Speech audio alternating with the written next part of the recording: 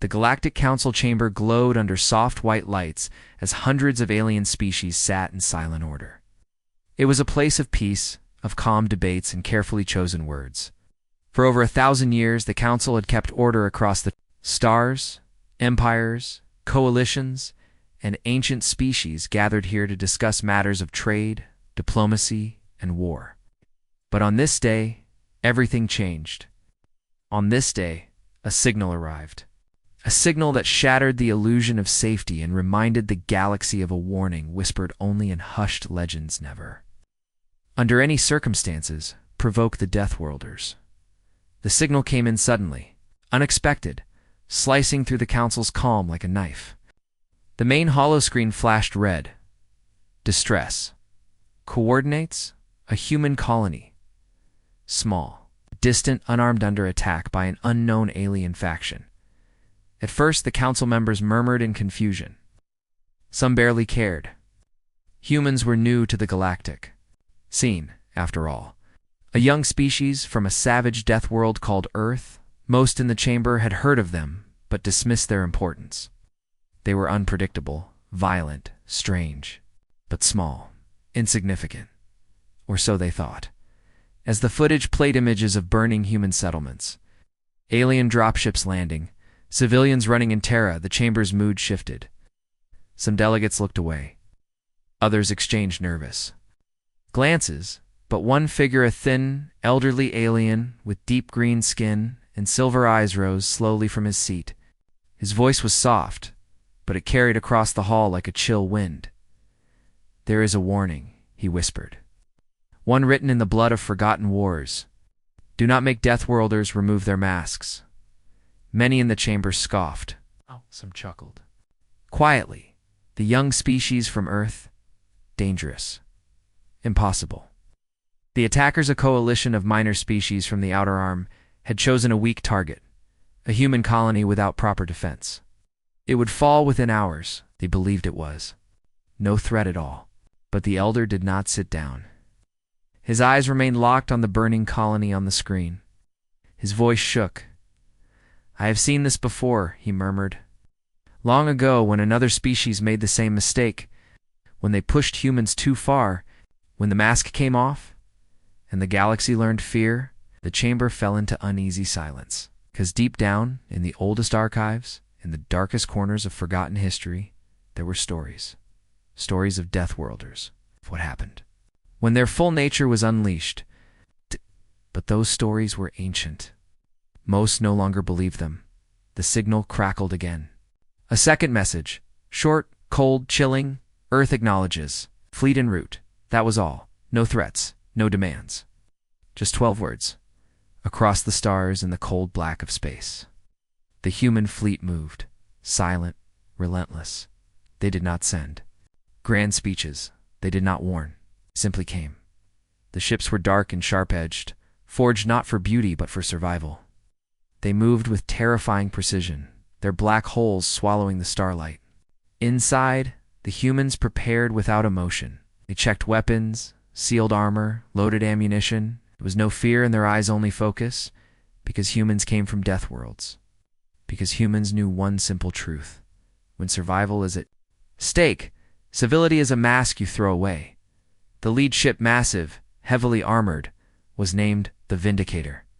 On its bridge, Commander Reese Morgan stood in silence, watching the approaching enemy forces on the main screen. His face was hard, his eyes cold. Beside him, Lieutenant Mara Singh read out the latest reports: enemy troop positions, casualties. On the ground, civilian losses. The numbers were bad. Very bad. "Permission to engage, sir?" Mara asked quietly. Reese didn't answer at first. His jaw clenched, his fingers tightened into fists. The images of the burning colony played again. On his display, families running, children screaming, homes reduced to ash. His voice, when it came, was low. Full engagement authorized. No half measures. And with those words, the humans began to remove the mask. The first human strike hit without warning. Kinetic slugs moving faster than sound shredded the enemy. Landing zones. Precision orbital strikes wiped out armored columns in seconds. What the attackers had expected to be an easy occupation became a slaughter. The alien coalition commanders panicked. Their ships, sleek, elegant things built for intimidation, were no match for human brutality. Human fighters dove through their ranks like wolves among sheep, tearing apart vessels with pinpoint accuracy. On the ground, human drop pods hit like thunder. Soldiers clad in black armor, faces hidden behind expressionless visors, merged. In silence, they did not shout, they did not taunt. They moved like machines. Every shot counted, every enemy fell. It was fast, clinical, terrifying. The alien soldiers, so confident hours earlier, broke. They ran, they screamed. But it was too late. Humanity had arrived. Back in the Galactic Council, the emergency broadcast played in real time. The delegates watched in growing horror as the human response unfolded. It was not just the violence, it was the precision, the cold efficiency, the sheer scale of the fury unleashed once the mask of diplomacy was abandoned. The elder alien, his eyes filled with memories of ancient wars, turned to the others. "This is why the warning was passed down," he said softly. "Not because humans are monsters, but because they carry something inside them that even they try to bury. A capacity for total, unrelenting destruction. You do not awaken that unless you are prepared to face the consequences." The hall remained silent. The younger species, those who had mocked the warning, no longer laughed. They watched as entire enemy fleets burned under human firepower. They saw how fast the colony was reclaimed, how nothing was left of the attackers except ash and wreckage. And somewhere deep inside, the galaxy remembered. It remembered why you never push a Deathworlder too far. On the surface of the ruined colony, Commander Reese stood among the smoldering remains. His armor was scorched, his eyes tired. The civilians, those few who survived, stood in stunned silence. The human soldiers moved around them, silent and grim, offering water, aid, protection. The mask was being pulled back on, the war face fading, but the memory would remain. Mara Singh approached, her voice quiet. "It's over," she said. Reese shook his head slowly. His voice was cold. "Now this is just the beginning. Far beyond the stars, other eyes were watching, their species, other threats. And all of them would remember this day. The day the warning echoed across time once. More, never, never make Deathworlders reveal what they are." The silence after the battle was heavier than the screams that had filled the air only hours before. The once proud alien invaders were gun-reduced to twisted wreckage, burned bodies, and smoking ruins. The human colony still stood, but the price was written in ash and blood. Across the galaxy, the warning was already spreading like wildfire. The Deathworlders had fought back. They had not held back. In the heart of Earth's military command, deep beneath the surface, the Defense Council convened. The room was cold steel and glowing screens, and the faces around the table were carved from stone. No politics, no debates. Only survival. The footage of the alien assault and the brutal human counterstrike played in an endless loop on the main wall. Commander Reese Morgan's face appeared on the secure channel. His uniform was still streaked with dirt and blood, his expression as hard as the metal walls around him. "The colony is secure," he said quietly. But this was not random. The attackers were organized. They knew where to hit. They weren't just raiders. Admiral Carver, a woman whose sharp eyes had seen too many wars, leaned forward. "You believe it was a test?" Reese gave the slightest nod. "Someone was testing our response time, our willingness to retaliate. They weren't trying to win, they were provoking us." The room darkened with understanding. The silence grew colder. Somewhere out there, something worse was watching, waiting far beyond Earth, in systems few had ever visited. The real enemy stirred. In hidden chambers on distant worlds, shadowy species met in secret. Their faces were cold, emotionless, some hidden behind exoskeletons, others behind scaled hides or artificial forms. They had feared this moment for centuries, the day that Deathworlders would be pushed too far. They responded faster than expected. One voice rasped. With more force than predicted, another agreed. "We must strike again," a third said. We must escalate before they fully awaken. Their decision was made in cold logic. Humanity was dangerous. Humanity must be contained before the mask came off completely. Meanwhile, back on Earth, the mobilization had already begun. Across every continent, factories that had been silent for decades thundered to life. Shipyards in orbit around Mars and Luna blazed with activity. Massive war machines, some built in secret, others dusted off from ancient stockpiles, were rolled out into the open. The message from Earth's leaders was clear. This would not happen again. In the black void of space, the human fleet began to grow. What was once a small peacekeeping force transformed overnight into something darker. Titan's massive dreadnoughts the size of cities were pulled from dry dock. Entire carrier groups were assembled. Special operations units, the ones whispered about in fear, were activated without hesitation. And at the center of it all stood the Vindicator. Its hull still scarred from the last battle, its crew hardened and ready for the next. Commander Rhys Morgan stood in the shadow of his ship, staring. At the endless stars, he knew what was coming. Every soldier did. There was no going back. Humanity had crossed the line.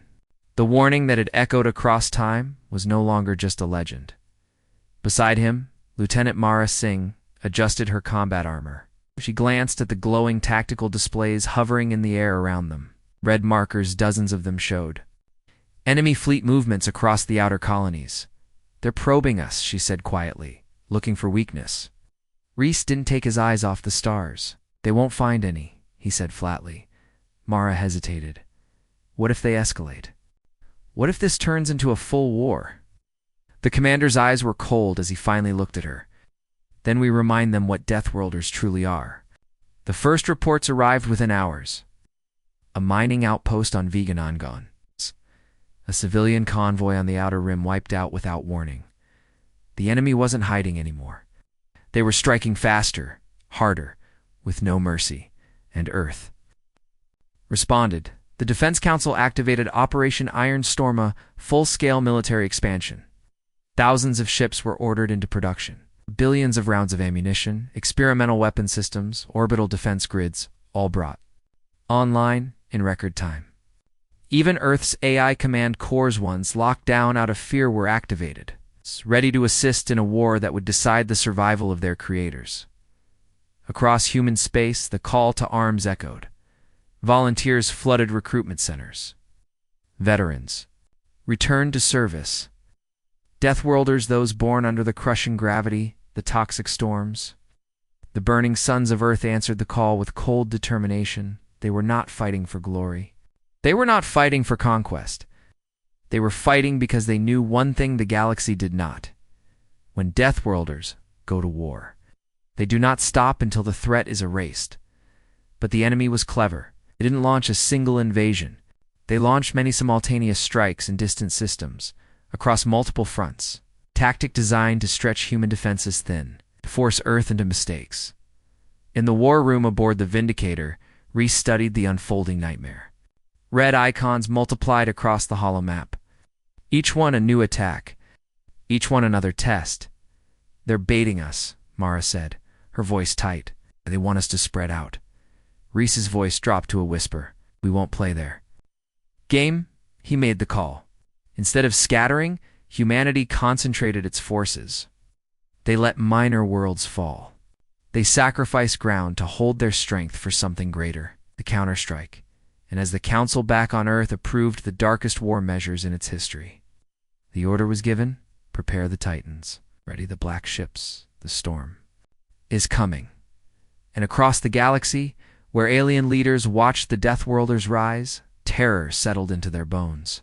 'Cause this time humanity was not going to put the mask back on. The stars burned cold and silent as the war escalated beyond anything the galaxy had seen in living memory. Across a dozen systems, human colonies blazed, some reduced to ash, others barely holding on under siege. The enemy struck fast, without mercy, always testing, always probing. But what they failed to understand, what they could never understand, was that every strike, every life lost, every injustice done was pulling away the mask humanity wore. And behind that mask was something the galaxy had forgotten, something ancient, something terrifying. Aboard the Vindicator, Commander Reese Morgan stood in the dim light of the war room, his face locked in cold focus. The tactical holomap glowed, in shifting reds and greens, marking losses, fleet movements, and fresh attacks. His hands were steady, his voice low. But the fire in his eyes had changed. "Begin Phase 2, he said quietly. Lieutenant Mara Singh hesitated. She knew what that order meant. The humans had tried restraint. They had responded with control, with rules. But no more. "Yes, sir," she whispered and relayed the command. The galaxy had always viewed Earth with curiosity. A death world, yes, but its people had seemed on the surface aimed, civilized. Trade agreements, peaceful exploration, cooperation. Even when Earth's early colonies joined the wider galactic community, humanity had worn a polite face. Face of reason, but buried deep in history, older than any alien memory was the truth. Humans were not like the others. They were born in chaos, raised in hardship, forged by endless wars. And when provoked, when truly threatened, they would abandon civility without a second thought. The mask was cracking. The first true counterstrike came without warning. The enemy, overconfident after so many easy assaults, had gathered a massive invasion fleet above the industrial world of Halrose Prime. 23 alien capital ships. Hundreds of support craft. They came expecting another simple victory. They did not expect what humanity unleashed. The black shapes of Earth's Titan-class dreadnoughts slid out of the darkness, their hulls armed with weapons that had never before been used in open galactic conflict. Gravitic annihilators, planetary siege rails, singularity torpedoes designed to rip holes through space-time itself. The humans attacked with silence. No warning. No demand for surrender. The sky over Halrose Prime ignited in pure destruction. Alien vessels, vast and mighty, were torn apart in seconds. Defense screens overloaded and collapsed. Precision kinetic slugs punctured through entire battle cruiser ships shattered. Crews vaporized. The enemy, so certain of their dominance, no, they never stood a chance. One Titan, the Stonebreaker, fired a weapon so devastating it split the atmosphere of Halrose Prime itself, leaving a wound in a sky that glowed for days. It was not just overwhelming, it was surgical, merciless.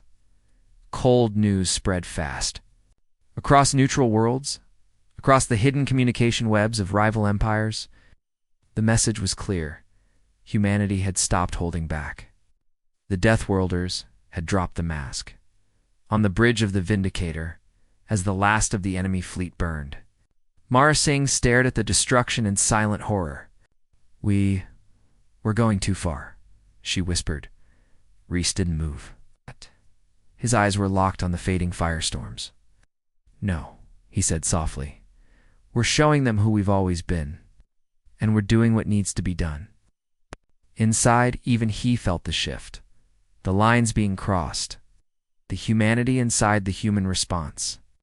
Slipping away, inch by inch, far beyond, in the Galactic Council, panic took hold. Delegates shouted over each other, voices filled with fear. Some demanded emergency peace talks, others screamed for containment. But the oldest among them, the ones who still remembered the ancient warnings, simply sat in frozen silence.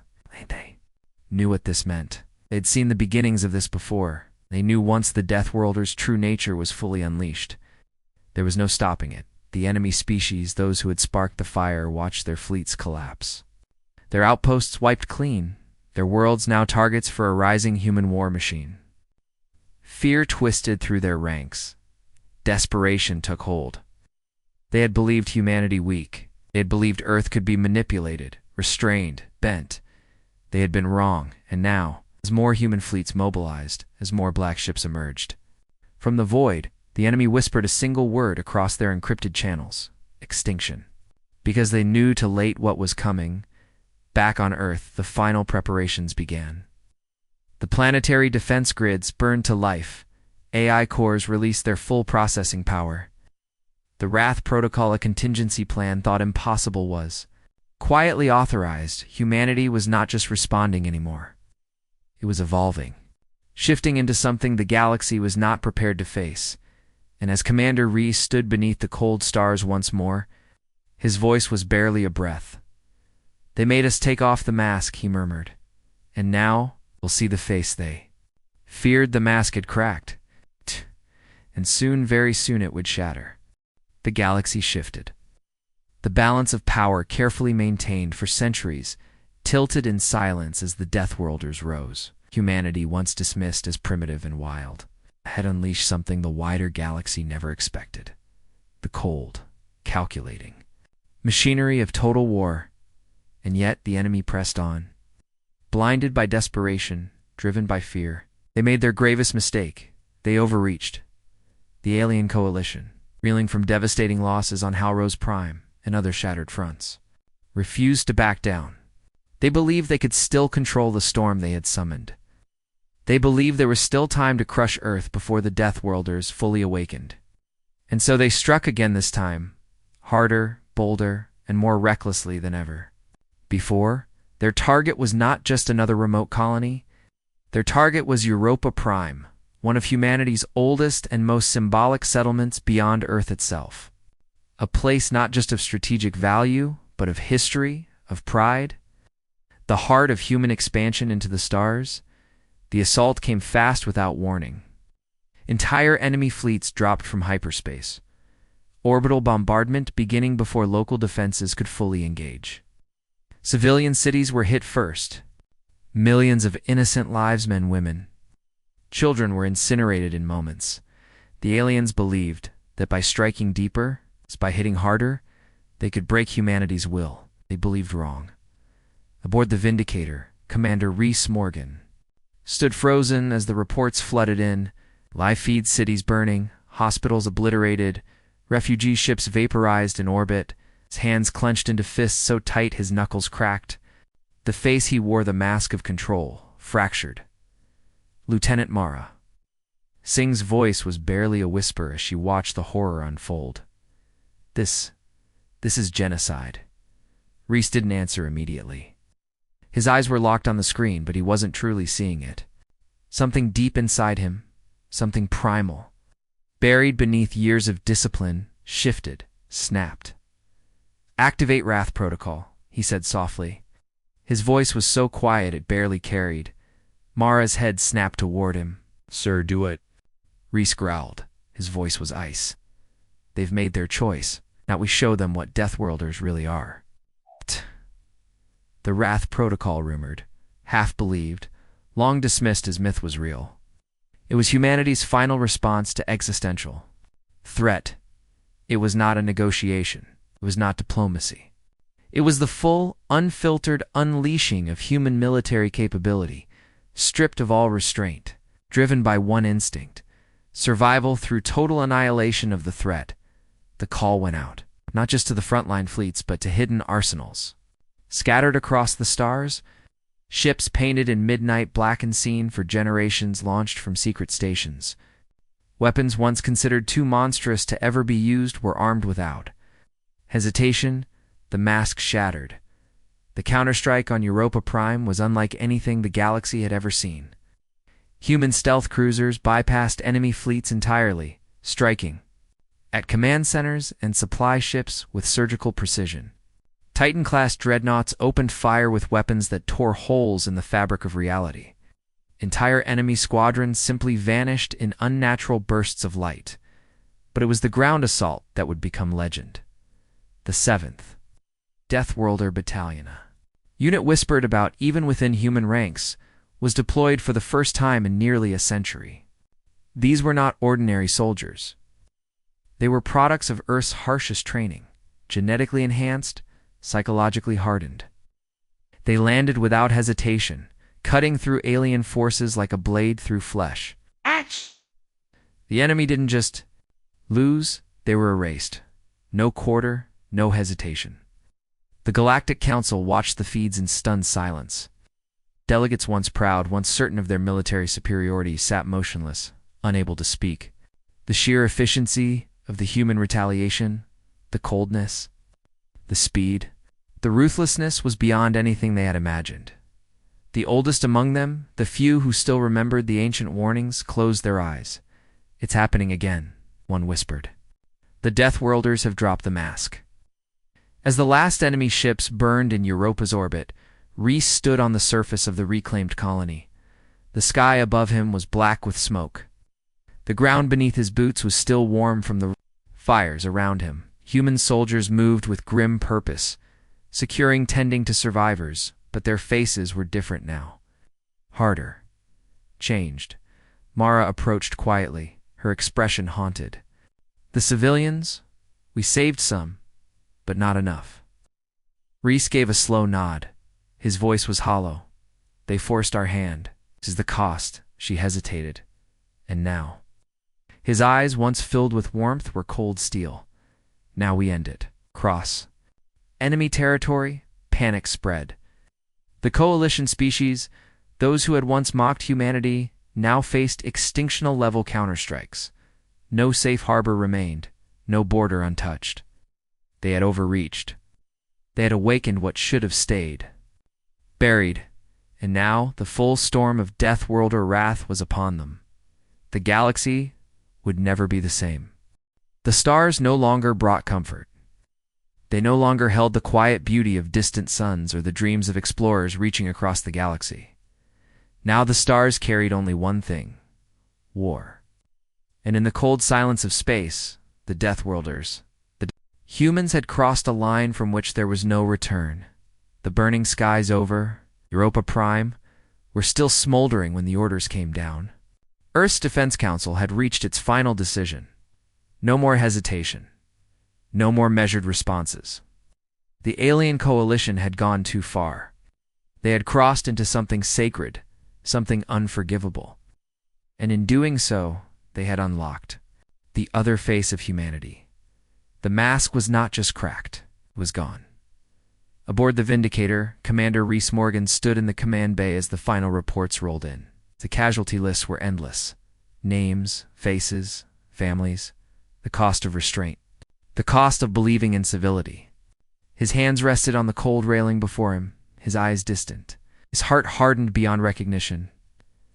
Lieutenant Mara Singh stepped beside him, her face pale but composed. "Admiral Carver has given full authorization," she said quietly. "All systems, all weapons, nothing held back." Reese said nothing for a long moment. The ship vibrated softly beneath their boots, power surging through systems not used in decades. Weapons that had been built in secret, locked away, sealed behind codes humanity prayed it would never need. "Engage the Wrath Fleet," he said. Softly, his voice was barely above a whisper, but the words carried weight that shook every man and woman aboard the ship. "Let's finish this." The Wrath Fleet wasn't like the others. These weren't the gleaming ships of exploration or diplomacy. They weren't the clean lines of peacekeeping patrols. These were relics of an older Earth. Dark shapes of steel and fury built for only one purpose: extinction warfare.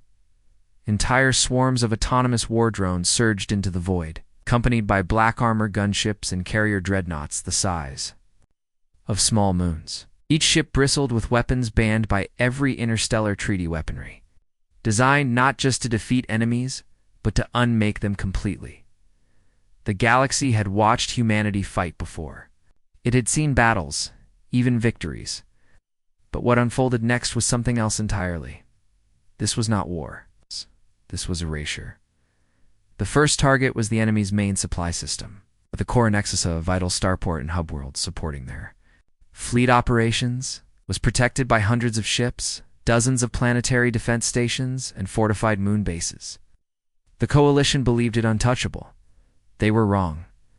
The Wrath Fleet arrived in coordinated silence. No demands, no negotiation. Within 90 minutes, the system was nothing but molten slag and drifting debris. Planets scorched, moons shattered, defensive lines obliterated. The enemy fleet didn't just lose, it ceased to exist. What shocked? The galaxy wasn't just the victory, it was how fast, how precise, how utterly ruthless the humans became once they dropped their mask. There were no second chances, no mercy, no hesitation. Back in the Galactic Council, panic gripped the assembly like ice water. Delegates shouted, some wept openly. The oldest species, those who had ruled the stars since before Earth had fire, trembled in their seats. "This is not the humanity we knew," one delegate whispered in terror. "No," another muttered, shaking his scaled head. "This is the humanity we forgot." The warnings of the past stories dismissed as legend had come alive in real time. The Deathworlders had shown their true face. It was terrible beyond words. But even as the Wrath fleet advanced, even as enemy systems fell one by one, something deeper stirred within humanity itself. The cost of total war was not just felt by the enemy. It twisted the hearts of the humans too. Commander Rhys Morgan stood on the bridge of his ship after the Cora Nexus fell. The battle was over, but his hands still trembled. His voice was distant. "We're becoming what they feared," Mara Singh whispered beside him. Rhys didn't look at her. His eyes were locked on the stars, his voice hollow. "We already were," he said. "We just never admitted it." Across the war fronts, the transformation of humanity spread like wildfire. Soldiers once bound by strict engagement rules were now fighting with absolute freedom, hunting, eliminating, destroying without pause. Civilians were spared, always but military targets, infrastructure, supply chains. Everything else was fair game. Humanity's fleets burned worlds. Not in madness, not in chaos, but in cold calculation. Each action precise, each strike deliberate. The goal was no longer to win battles. The goal was to break the enemy's will entirely. The line had been crossed. There was no way back. And still, the enemy struck. Still, they clung to the belief that they could endure, that humanity would burn out, that somewhere deep inside Earth's people, the mask of reason could be restored. But they didn't understand the truth. The mask had never been real. It had been a fragile illusion. A polite lie humanity told itself and the galaxy.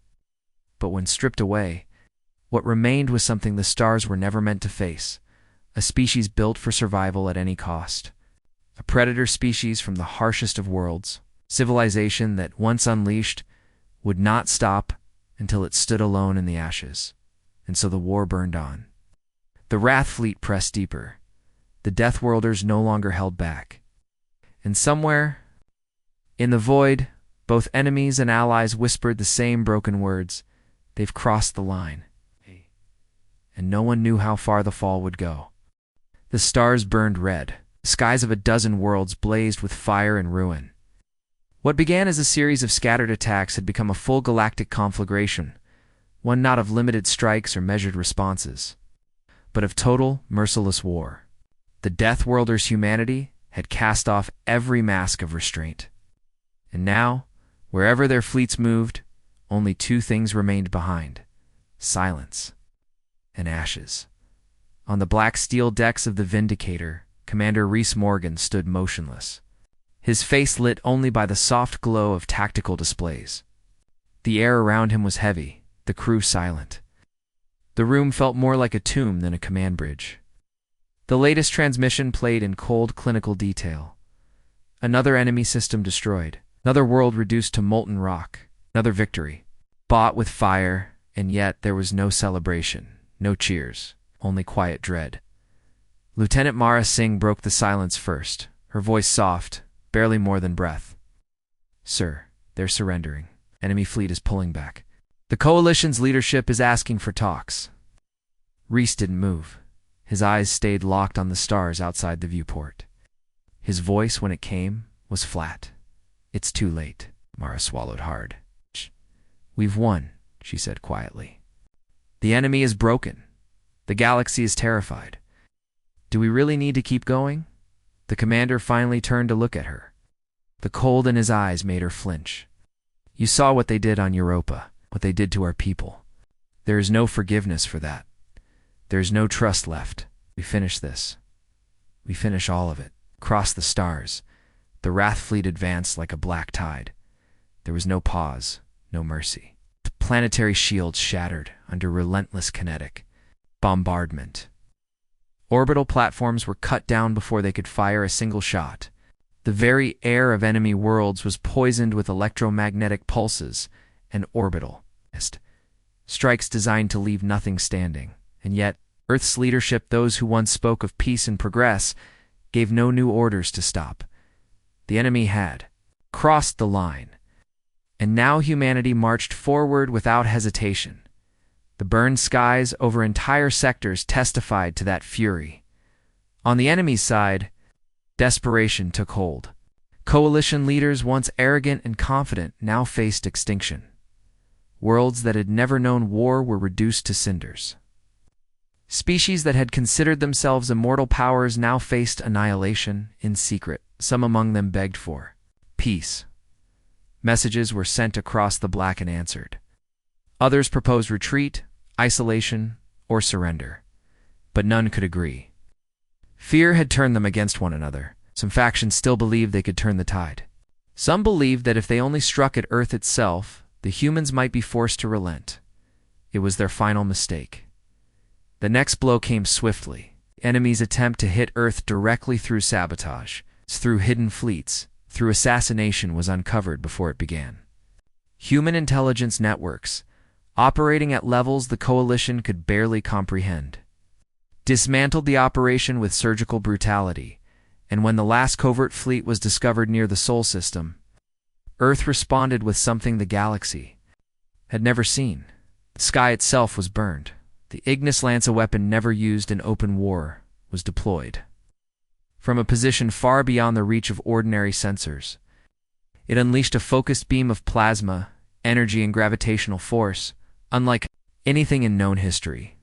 Entire enemy fleets were vaporized in the blink of an eye. No debris, no survivors. Just a ribbon of burned sky stretching across space like a scar. The message was unmistakable. Do not touch Earth, do not come near its heart, or there will be nothing left of you. Back aboard the Vindicator. As the images of the Ignis Lance's devastation replayed on the bridge, Mara Singh stood frozen. Her hands trembled slightly at her sides. "Sir, we're not just winning," she said hoarsely. "We're erasing them." Rhys Morgan's voice was cold steel. "That's the point," he said softly. "They made this choice. Now we end it." Mara's eyes filled with something like sadness, something like fear. "And what happens to us when it's over?" she asked quietly. "What will we become?" For the first time in days, Rhys looked away. His expression hardened, his voice almost inaudible. "I don't know." On Earth, the Defense Council met in near silence. What had started as a war for survival had transformed into something darker. Some among the Council raised quiet objections, if it was time to call the fleets home. But their voices were drowned beneath the cold reality. They could not risk hesitation. Not now. The alien coalition was splintered, broken, scattered. But to leave any part of it alive was to invite future extinction. The decision was made. The burn would continue until nothing remained, and across the galaxy, in far-off neutral worlds in the hidden depths of ancient empires, the galaxy watched with growing horror.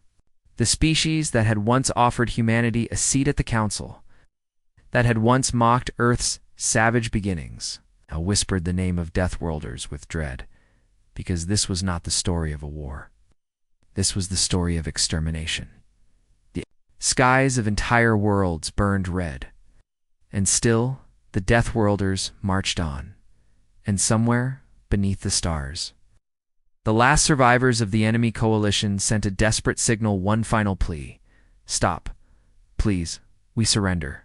But by then, the burn had already begun. The galaxy lay in ruins. Entire sectors once vibrant with life were now nothing but cold, empty graves drifting in the black. The Deathworlders' humanity had unleashed a storm so vast, so merciless that even the oldest stars seemed to shrink.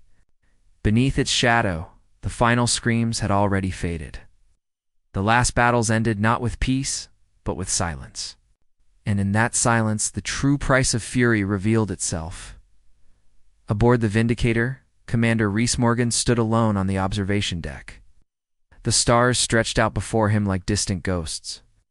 His reflection in the glass showed a face he barely recognized, hollow eyes, skin drawn tight, the weight of 1,000 decisions carved deep into every line. The war was over. Humanity had won. But something far greater had been lost. The final enemy stronghold, the last coalition world, had fallen 3 days earlier. Not through negotiation, not through surrender. It had been wiped away in minutes. By the combined firepower of Earth's Wrath fleet, no survivors. No escape. The coalition, once so mighty, was no more. Across human space, the news spread. Victory. The word echoed in broadcasts, in headlines, in the quiet whispers of survivors. Billions cheered. Yet the celebrations felt strange, hallow-tainted. By the weight of what had been done, children born on distant colonies would never know the names of the species that once filled the stars. They would never hear their music, their stories, their voices. Only ash remained. Humanity stood alone. On Earth, the Defense Council met one final time under heavy silence. The war was over. But no one smiled. The senior commanders, those who had given the orders, who had watched the death toll rise beyond, Counting sat motionless as the final reports came in. The numbers were staggering. The enemy had been utterly defeated, but so had something within the human soul. Lines that had once defined them, rules, ethics, compassion had blurred until nothing remained but cold survival. "We did what we had to do," Admiral Carver said softly, her voice breaking the stillness. No one disagreed, but no one answered. Either out in the black, the Vindicator drifted silently above the ruins of the last enemy world. The once blue planet below glowed with molten scars. There was no life, no cities, no future. Only endless fire. Lieutenant Mara Singh stepped onto the deck quietly, her face drawn, her eyes rimmed with exhaustion. She stood beside Reese without speaking at first. Together they watched the burned sky. "We finished it," she said finally, her voice barely audible. Reese nodded slowly, but his face did not change. "At what cost?" Mara swallowed hard. "The others. They're already calling it the dawn of humanity. They think we've risen. We've claimed our place at the top." He exhaled softly, his breath fogging. "The glass, it doesn't feel like a dawn." She hesitated. "What does it feel like?" Reese closed his eyes for a long moment before answering. "An ending?" he murmured. The surviving human fleet's veterans of the Wrath campaign returned. Home to parades, to medals, to banners raised in their honor. But many soldiers disembarked with empty eyes. Some spoke little. Some wept in private, and some couldn't face the celebrations at all, because the galaxy remembered, and so did they. The burned worlds, the silenced voices, faces, of the enemy once living, breathing, thinking reduced to dust. Humanity had won. But the victory had not freed them. It had bound them tighter to the deepest truth of who they were. In the quiet weeks that followed, strange things began to happen. Some of Earth's oldest philosophers and historians spoke openly, warning that the path taken could not be untaken. Others, more cynical, claimed that power was all that mattered now. The galaxy would fear them forever, and that fear was survival. But some began to ask a different question. What happens when there is no one left to fear? The whispers began. Small voices at first, fearful, concerned. Could humanity turn on itself? Could the same merciless machine of war once unleashed be stopped? Or had the Deathworlders crossed too far into something they could no longer control? And in hidden rooms, in the dark corners of human power, some began to prepare for the next. War not with aliens, but with their own people, because the fire, once lit, does not die easily. Commander Reese Morgan never returned to Earth. He vanished into the outer colonies, away from the politics, away from the speeches. But his name became legend, symbol. To some, he was the savior of mankind. To others, the destroyer of 1,000 worlds. Mara Singh, too, left service. She carried the memories in silence, her dreams haunted by the faces of the fallen not. Just human, but alien.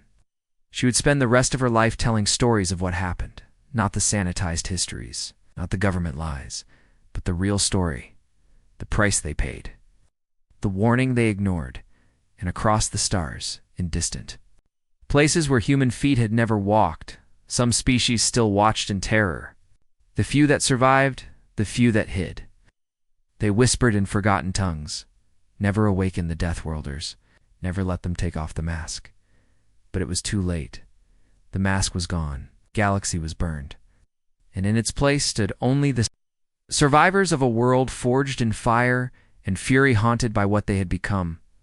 The war was over, the galaxy was silent, and humanity would never be the same.